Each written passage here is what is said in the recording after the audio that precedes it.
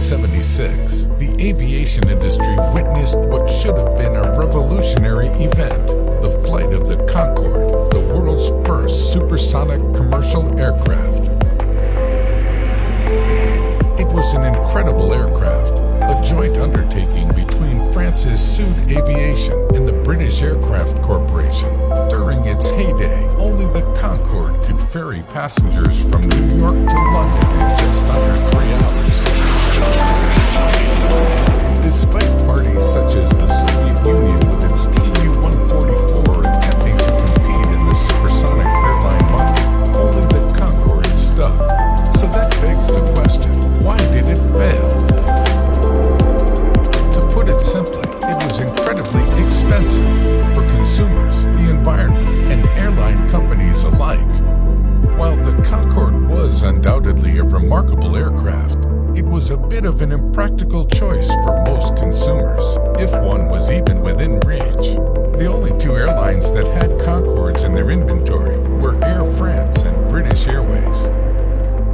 Adding to this, the Concorde could only go on a very restricted set of routes. Numerous airports around the world refused to allow Concordes on their tarmacs due to how loud they were.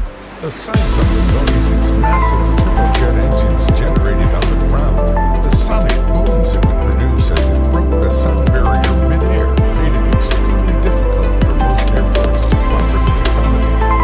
As such, anyone lucky enough to have flown on a Concorde during its years of service found themselves a member of a very exclusive club. In a literal sense, only the rich and famous could afford to fly on the Concorde. This was due to just how much it cost for a ticket to ride the blazing fast luxury aircraft.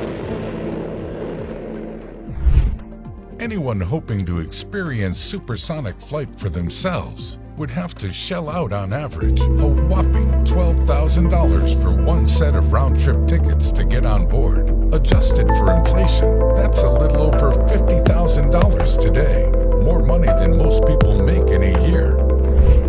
The Concorde also faced stiff competition in the luxury aviation industry from private jets and standard commercial aircraft chartered out for personal or shared use, like the Boeing 747-8 VIPs we see rented out today. This was a much more affordable and practical option for anyone who needed a quick, direct, and private mode of travel.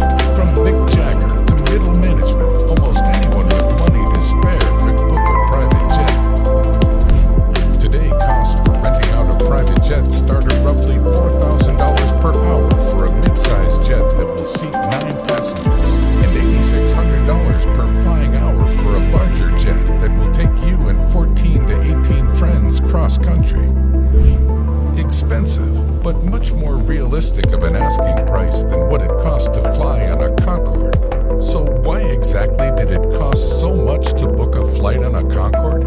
While this plane was a revolutionary feat in engineering, it also came at the wrong time. Just 3 years before the Concorde's first public flight, the world faced an oil crisis. During this time, oil prices rose by nearly 300%, and despite all of the Concorde's innovations, it wasn't exactly a model of efficiency. Its dated turbojet engines burned through 5,638 gallons of jet fuel per hour, almost double the fuel expenditure of a standard jumbo jet. At the start of the decade, a gallon of jet fuel would set you back 11 cents, and by the end of the decade, prices soared to more than $1 a gallon. This meant that a 3-hour trip from New York to London would have cost over $16,000 in fuel by the end of the 70s. It wasn't just fuel that drove up ticket prices for the Concorde. It also required more maintenance than its subsonic counterparts. Each aircraft required 57 hours of maintenance for every flight hour, performed by a specially trained crew. Ultimately, the Concorde proved to be too expensive to fly and maintain for airline companies to keep in their inventories. As the new millennium approached, British Airways and Air France were already planning its retirement. The Concorde's retirement was all but ensured with the highly publicized crash of Air France Flight 4590 in 2000. which claimed the lives of all 109 people on board.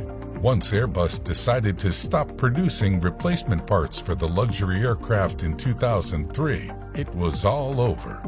The aircraft was finally retired in November 2003, bringing its complicated legacy to a close.